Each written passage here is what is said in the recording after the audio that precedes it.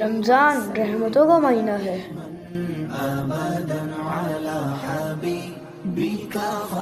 ایسی رحمت جو دلوں کو نرم کر دیتی ہے۔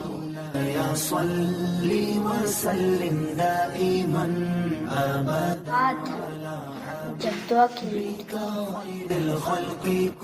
دعا جو آسمان کے دروازے کھول دیتی ہے، دروازے جہاں رحمتیں منتظر ہوتی ہیں، رحمت جو نیکی کے اجر کو کئی گنا زیادہ بڑھا دیتی ہے، اجر جو روزے دار کو صبر کا صلہ ملتا ہے، صبر جو بھوک اور پیاس کو عبادت بنا دیتا ہے، عبادت جو راتوں کو قیام میں گزار دیتی ہے، قیام جو لیلۃ القدر کی برکتیں سمیٹتا ہے، برکتیں جو زندگی بدل دیتی ہیں،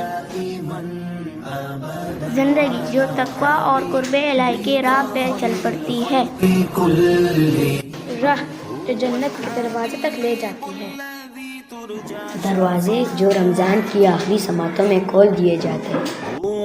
آئیے اس رمضان اپنی بخشش کا ذریعہ بنا لیتے ہیں۔